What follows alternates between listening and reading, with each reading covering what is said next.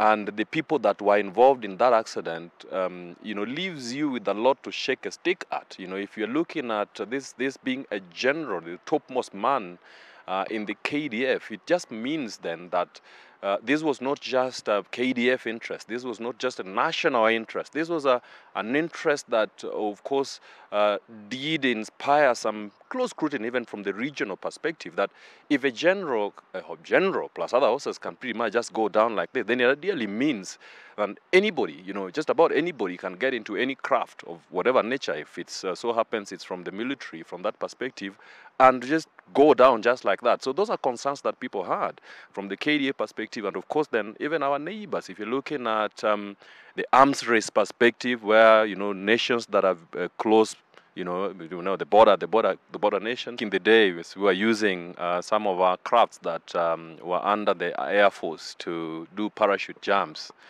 And at some point in time, you were told, you're prepared and you've been tooled for the longest, and people are cracking their legs and doing all these things in what the parachute regiment calls ground training.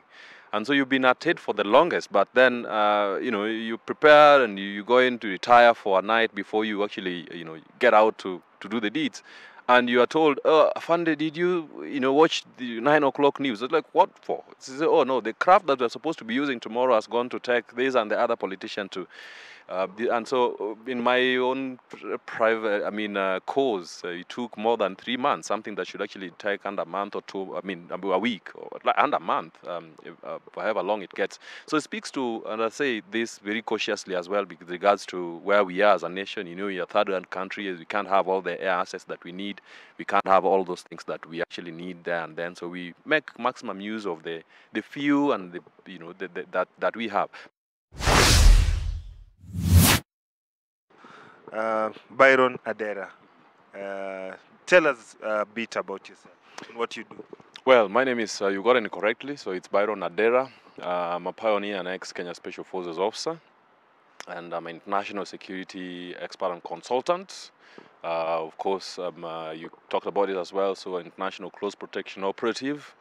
And I'm also honored to have been a spokesperson for the Association of Corporate and Industrial Security Management Professionals, which is one of the associations that within this country, but aims very optimistically to standardize and, of course, to improve the security and service within this country and, of course, beyond. So started off as an association of retired army officers, but since opened our doors to security experts from all walks of life within and without. So that briefly summarizes who Byron Adera is.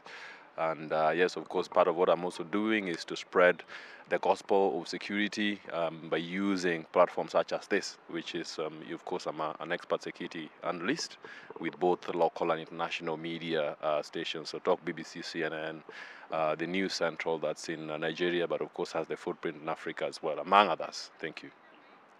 The reason we are here with you today is to break down a report that was released by the Kenya Defence Forces Board of Inquiry, obviously about the unfortunate helicopter crash that happened in April last year that claimed the life of the topmost military man in Kenya and a few other of the fallen soldiers, and may their souls rest in peace.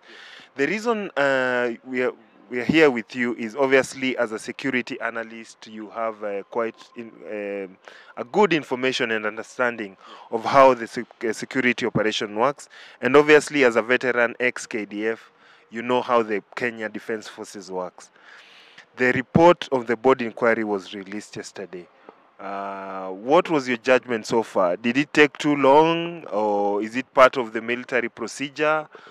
We have seen a few quite other international crashes. For example, the crash of the helicopter that claimed the life of Iranian president was released, I think, a few weeks to a month after the accident. There was another plane crash helicopter, I can't really recall which one, but they were released quite early. Why do you think it took close to a year for this report to be released? Well, allow me to also condole with the families of those who lost the gallant warriors that perished in that ill-fated crash in April last year. I mean, the composition of the people that were in that craft is such that when they are not just ordinary individuals. I mean, when we are talking about condoling with the families, we're talking the topmost man, as he rightfully said, so general, whole general, that's a heartbeat away from being from a commander-in-chief. You know, this is the tip of the spear of the army echelons, and General OGOLLA, for that matter, was such an astute officer, widely respected, not just within the country but beyond. But of course, this is not to downplay the importance and of course the worthiness of the rest of the gallant officers and so warriors that perished within that ill-fated craft. Some of them I personally knew, and of course as well even served alongside. So it cannot be said enough. You know, we pretty saddened. The whole KDF fraternity was pretty saddened. And if you were to put your finger on the heartbeat of the nation, then you'd potentially come back with a report that literally it was a unifying element. You know, the whole country was united in grief after that ill-fated craft and, of course, the loss. So as I said, it cannot be said enough. Our, prayers are still with the families of those who lost their loved ones, friends, and beyond just the KDF fraternity itself. But to speak then to the length of time that this report took to be availed or to be made available to the general public, I can't for certain say how much is sufficient time, because ideally you don't know what was being considered. There's always a lot of stuff to be considered. There's always a lot of moving parts to actually be tooled together and put together in terms of leaving no stones unturned.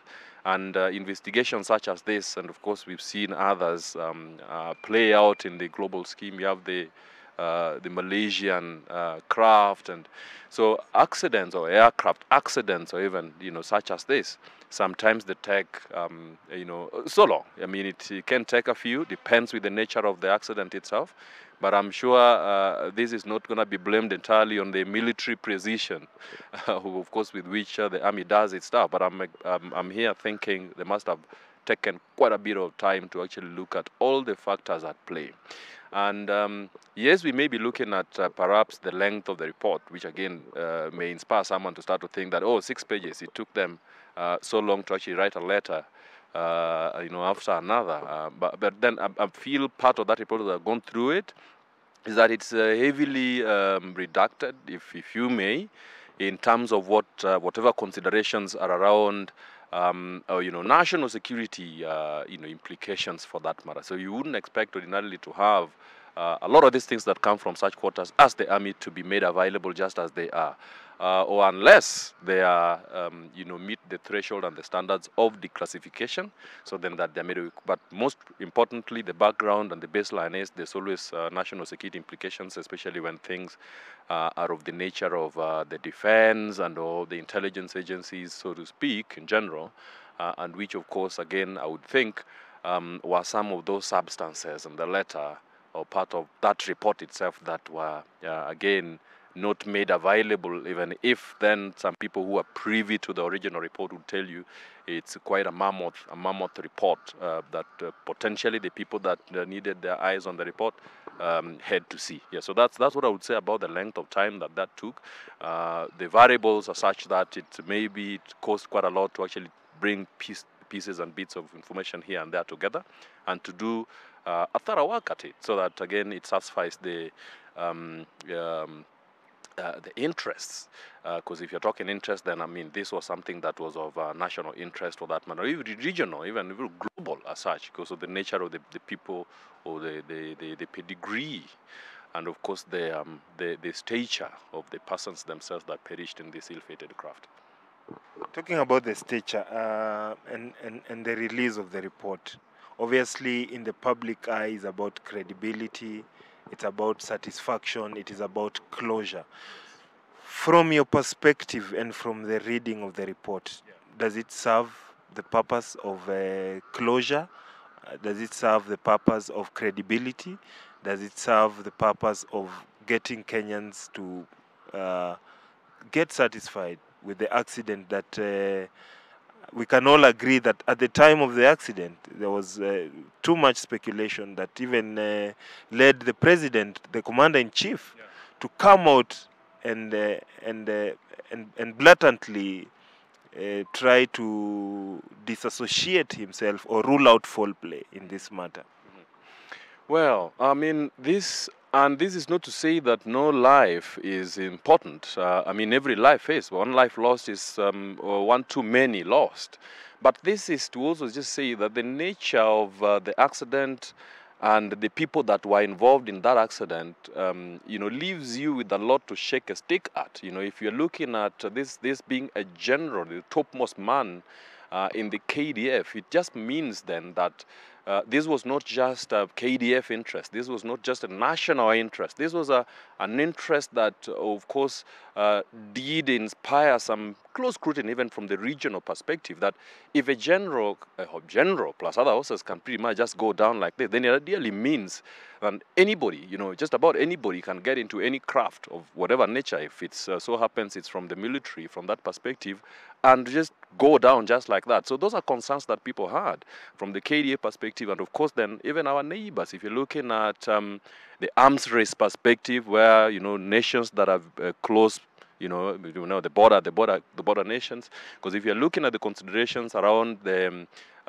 national interests, elements of national power, one of those elements of national power is the military. So the military element of national power is of interest to even other nations. And of course, very primarily other nations that are looking at this space are thinking, how much are they spending in terms of tooling themselves? What are they spending on their army? What are they spending in their air force? What are they spending in the navy? Because the posturing of the military, that military element of national power, is very, very important and is being keenly watched by your neighbors. But most importantly, we are thinking even against the backdrop of an army tooling itself, of creating capacity thereof, in terms of, like, particularly here we are thinking air assets. Our neighbors who are looking at it, be it Uganda, Tanzania, Rwanda, Burundi, across the borders in Somalia, and we've had quite some problems in Somalia, and we're thinking, could it be that maybe it came from other hands? It could have been, it came from our normal problems that are normal for these, I say cautiously, with the internal strife that we have, the banditry, or could it be an element of a terror attack? You never know.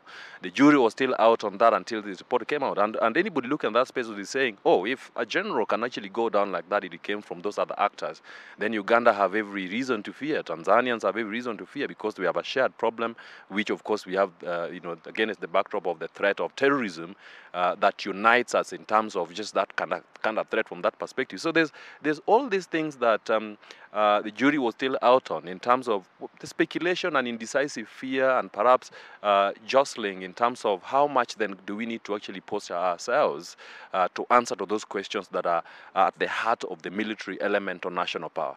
But beyond that, in terms of closure, even from the ranks within the KDF, and of course now national interest as we're speaking about it. And the other element of national power you're talking about is the national will.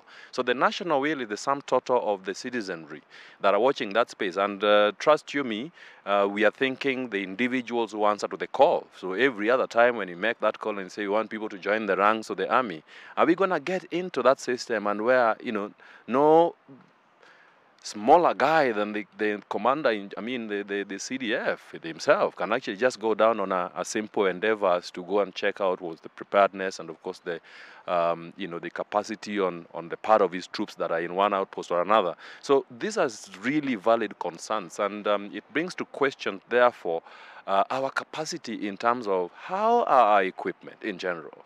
If you're thinking, and part of that report speaks to engine failure.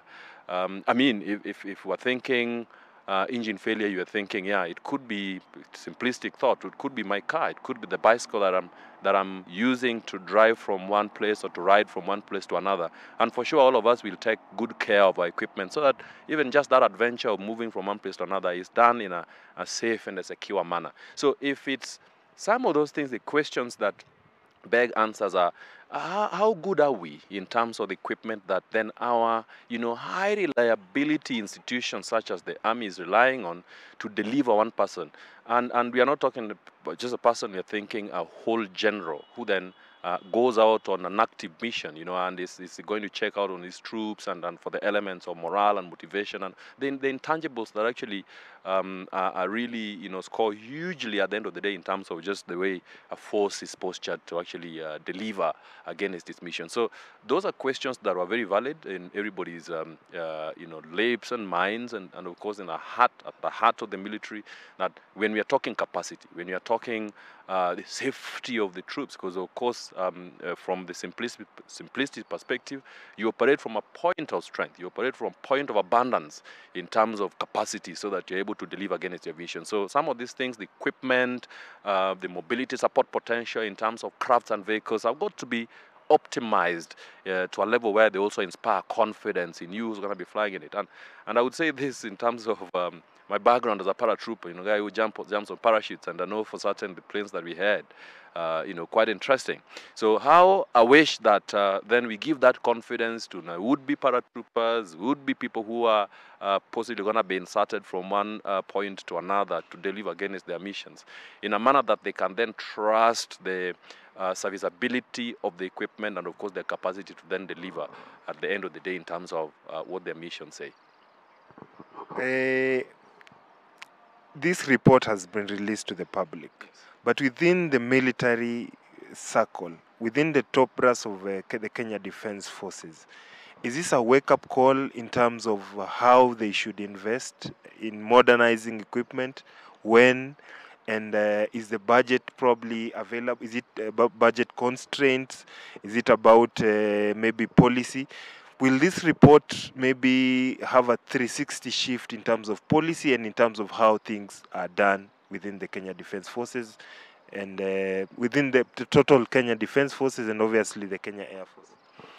Well, every report, and to speak within the narrow compass of this particular report itself, every report should inspire a lot of things, and part of that is to not just to generate closure, but to also inspire, what a book, written by, John Maxwell, to the onwards and upwards. So it should, failing forwards as well, it should inspire people to fail forwards, that after catastrophic, if you may, accidents such as this that are caused not just lives but the loss of the top man, it's still in service, so it's not out of natural deaths, out of sickness or things like that, or someone who's actually died in active duty, and someone in the nature, form and shape of a CDF, should inspire more in terms of having a lot of introspection in terms of how then can we prevent things like this from happening. And part of the answers there, I would expect it, is to modernize, is to think about the equipment and their optimization to deliver, even again is the backdrop of a high reliability that you'd expect in the military setup, that everything that is done is looked at from some perspective as a life and death scenario. And you'd expect people to actually be going out of their way, and from us as commanders, thoughts we're thinking, I'm going to take you to war and take you back home alive. So to guarantee that, then you're thinking every support elements in terms of equipment, in terms of special equipment, in terms of mobility support potential, are optimized to deliver these guys, to missions and back safely, because that's a primary concern. And so if we were to ask them, because it's the nation that also resources from the economic elements of national, but resources this, the military element of national power. We are a third world country, for crying out loud, that we know. But I feel we can do a lot better in terms of being excellent in terms of we use what we have to excellently also provide for what is actually really needed to safeguard the lives. Because imagine, these are the people who answer to the call, and these are the people who then sign a blank check and gives it to the nation. So it's as selfless as it gets. It's people who actually give that blank check to the nation and says, if we lose our lives in the process of doing this, then so be. So that's a very high call for that matter, and it's a noble job. And how I wish that if we were to actually look into some places where we can put our monies, then it's in these setups where you have people who actually are selfless, as opposed to give their lives answer to the highest calls to actually protect this nation against its external enemies. So the protection of the sovereignty of a country, and so that's the pyramid upon which the general and his fellow officers that perished in this ill-fated accident answered to. If this report was to do anything, that it should inspire a lot of introspection in terms of how then do we modernize, how then do we optimize ourselves from the people themselves, from the training, if there was that bit for certain, and in terms of force protection, and beyond just the newness of the equipment and the providing the necessary essential equipment that they need to deliver against the vision. So it would be great to know. Of course, you and I may not know the extent to which that report has gone, but as I said, every report has got to answer to very critical questions as to to afford for that failing forwards, address themselves to the mishaps that happened, the mistakes, catastrophic as they can get, and then, of course, provide not just for stopgaps, but to answer to those questions in depth in a manner that then satisfies longer or long-term objectives in terms of adjustments, remedial mitigatory measures that then would ensure, and also inspire confidence. You go to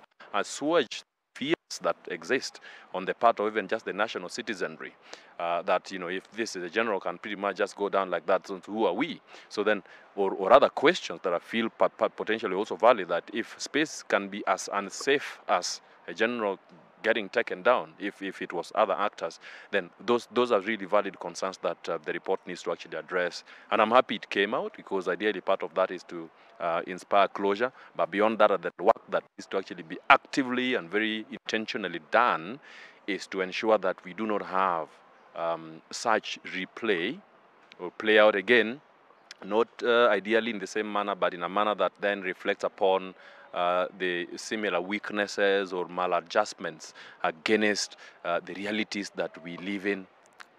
Before the ill-fated crash, that aircraft was used by a few government officials, civilian government officials, like not non-military officers.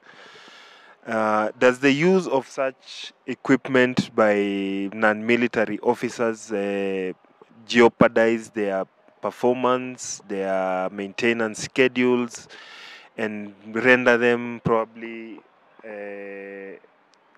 non-usable or not as efficient?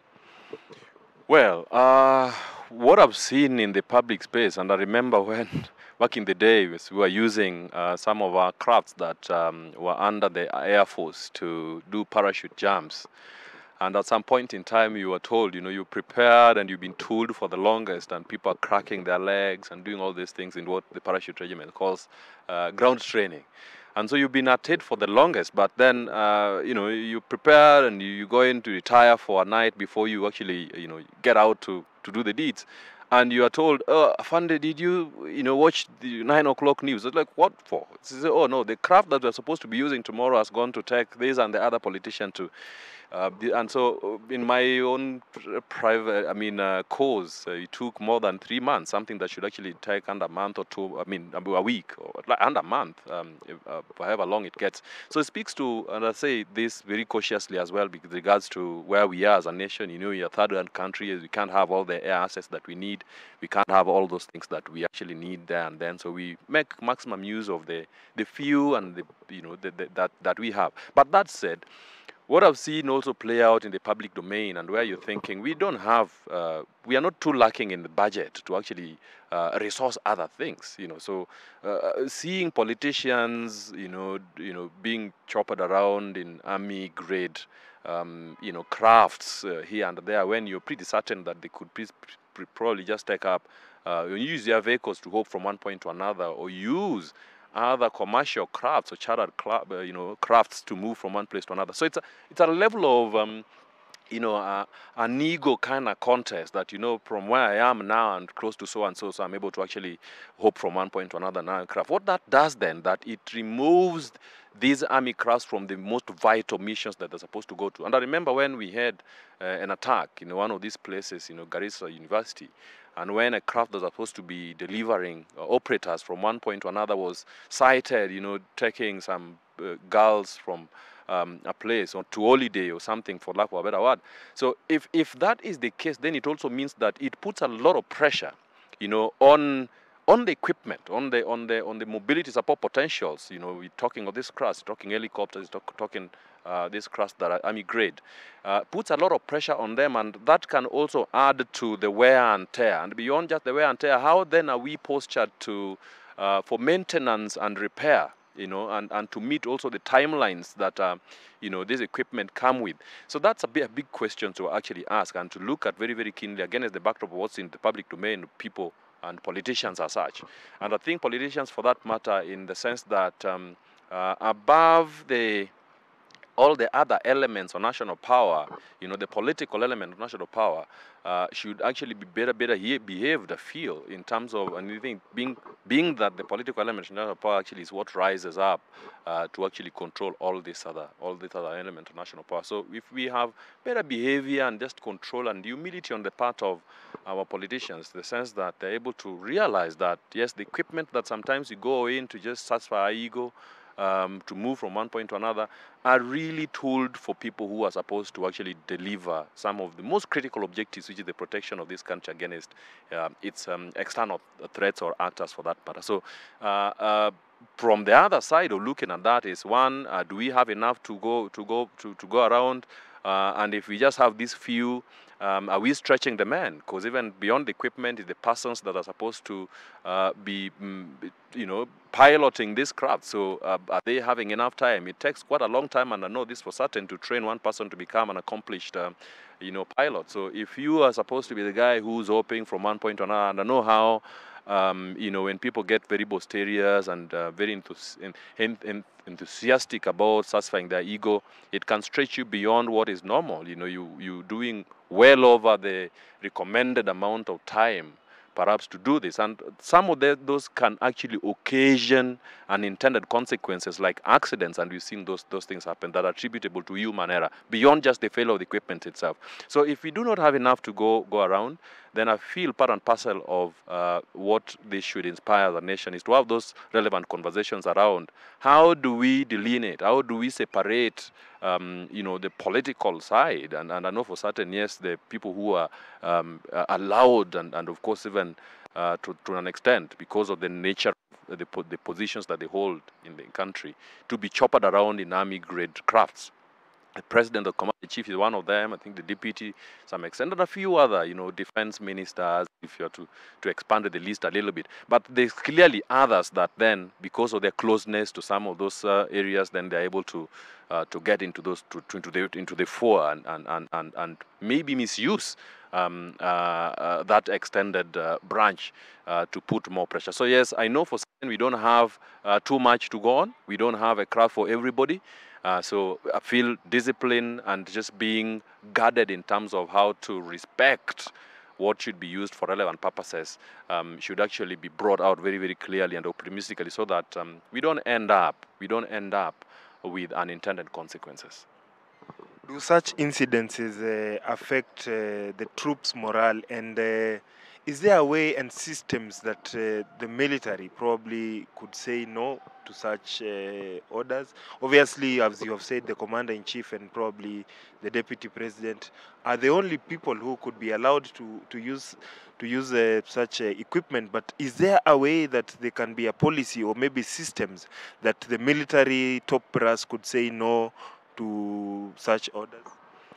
Well, I'm now not very privy to what policies are there. Having bowed out by 2012, was 11, was it? And it's taken a long time, so I'm not really privy to whatever policies are there. But what I feel, generally speaking, is that if we had brave men and women who can put their feet down on the floor and say, yes, this is not something that I feel is part and parcel of what we're supposed to do, because I know from the time we served and from what I can see and from what I've heard from public domain, we've had certain scenarios where the former deputy president, was not allowed to use a craft, and we had all those scenarios. They are playing out in the national media, and then that brought those conversations to fore, and people talked about them, and for good reasons. That yes, you can be chartered for craft, you can be using different travel models modes of transport to hope from one point to another. If anything, the world wasn't coming down. And so I feel, yes, then with that kind of thought process, serving us here, it merely means that then we just need people who can follow through on their word and say, yes, they're available, but they're not idle. They are available, yes, but they are being cautiously used to serve other grand or bigger objectives at the end of the day. So I feel part of why we see this level of, and I may say frivolity in the way we behave, is that people are allowed to get away with things. People are not, we don't have brave people in one way or another who can say, look, I'm in charge of these troops, I'm the commander here, and this is not one of those missions that you're supposed to take on.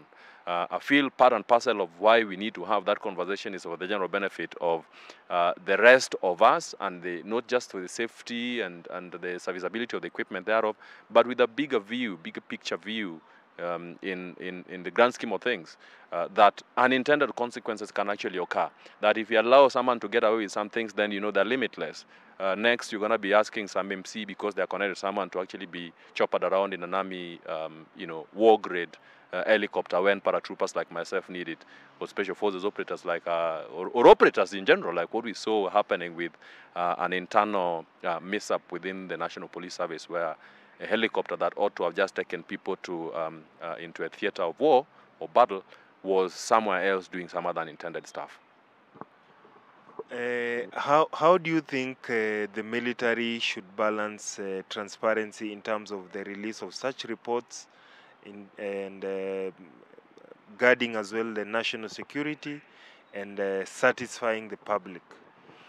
Well, a lot of interplay of a lot of factors. Like I said, beyond anything that's happening within these setups, especially like, say, the intelligence setups or the army setups, they got to be looked at against the backdrop of national security implications. So definitely you wouldn't expect the army to come out and say, yeah, we had this kind of scenario. There would be serious implications. That's one. Two, the army doesn't operate in a vacuum. Neither does even a country exist in a vacuum. We have threats, and those threats, always when you're considering threats within the realm of intelligence, battle space preparations, or what we call combat estimates, you're thinking, your neighbors, how are they postured? So we think red land, blue land, and so who are our red land here?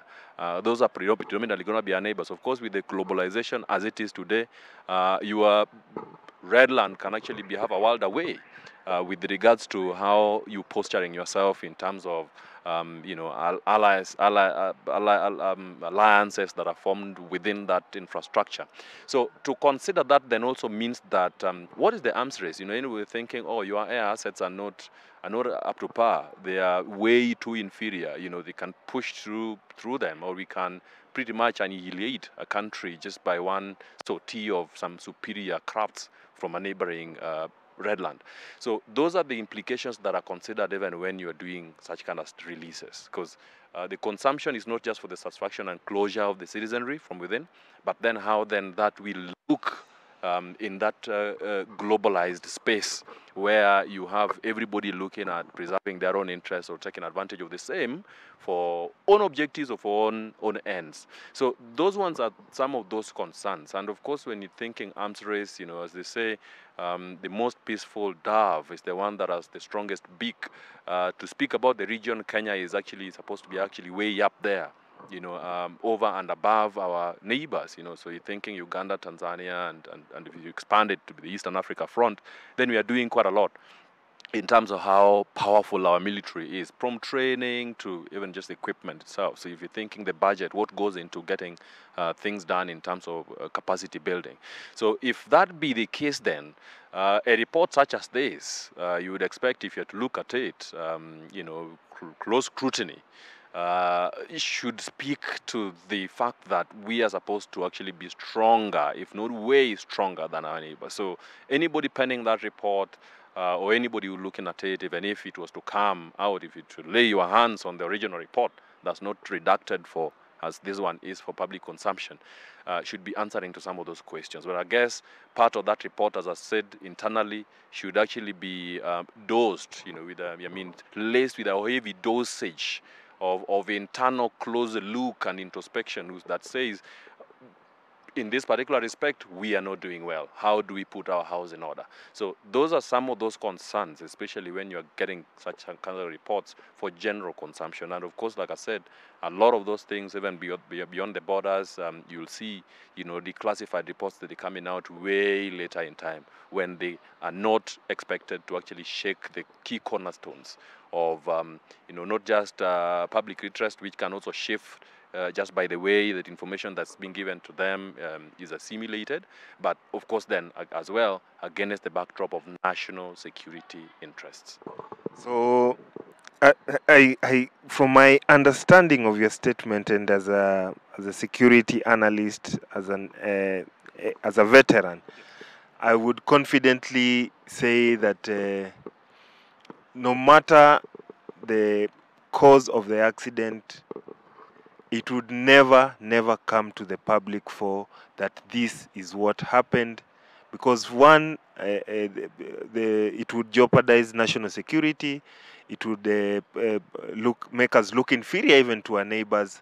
So it is a matter of fact that this report does not have the original conclusion of what happened. Well, that's not what I'm saying. Putting words in my mouth, as they say.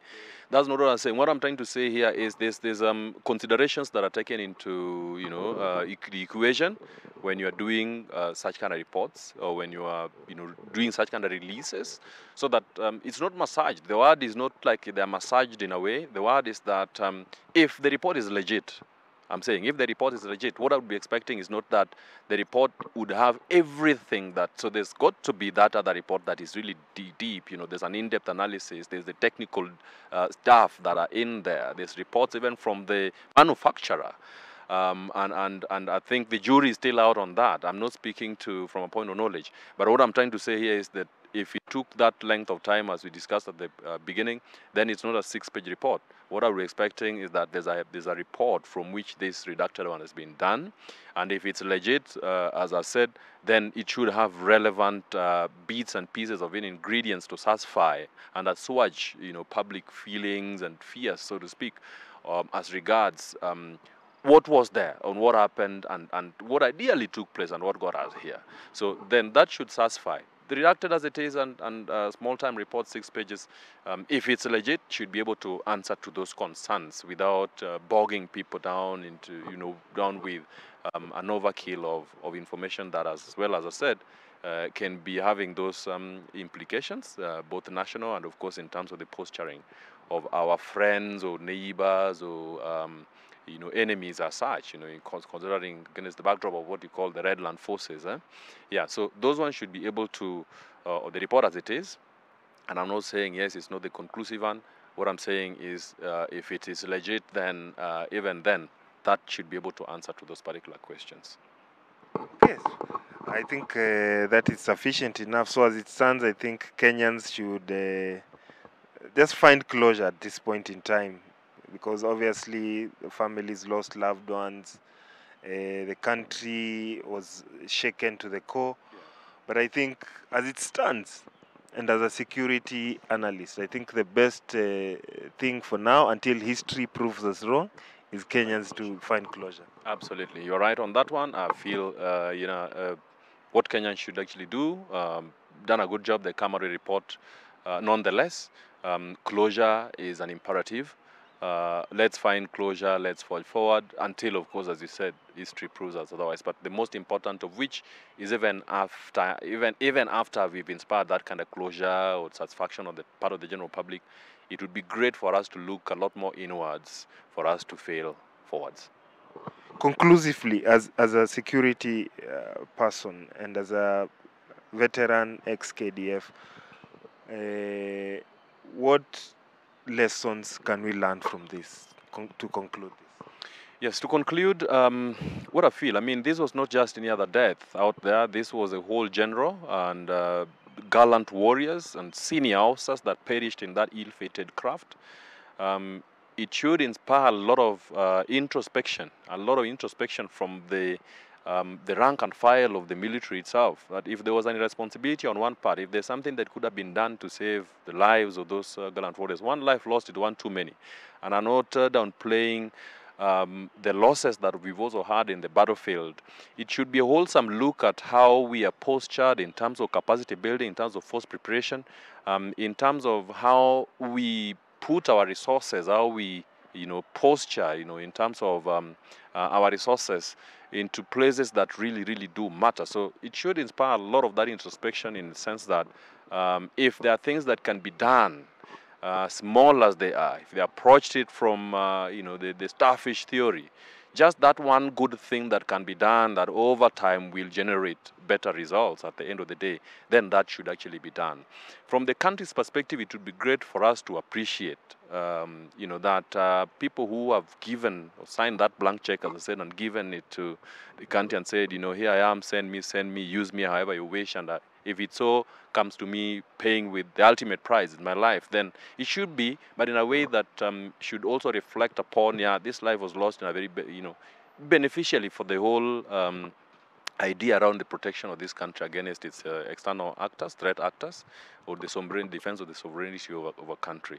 That should inspire a lot of appreciation on the part of the general public, on the part of, all of us who are out here to support our gallant men and women who have given their lives for the service of the country. I don't think we are doing enough in terms of appreciating our warriors, in terms of appreciating the war fighter, and in terms of obviously apportioning enough resources, let's say, because it's from the other elements of national power, the political element, like national will as well. These men and women come from within families. We have families and we have people that we also look up to in terms of even the other elements of support, psychologically or otherwise, that then the country should rally around our men. That when things like this happen, there should be a lot of comfort and there should be a lot of understanding and empathy from all of us that should realize that, yes, you know what, if you have some shilling that is a portion for the usage of getting these men for the preservation of their lives or to make their work a lot more comfortable, then we should do. But then the most important of which as well is for us to also realize that we operate within a global space without the considerations of who are we playing around, who are we with as our neighbors, who are we coalescing around as our, global friends. So who are we enjoying this kind of cordial relationship with, that if things was to happen to Kenya, then these people are going to be answering. So in terms of that mutual kind of support. So then we should realize in a nutshell that then the posturing of all our elements of national power, the military element, national power being one of them, should actually be a reflection of where we are going or where we are as a country, but where we also want to go as a country.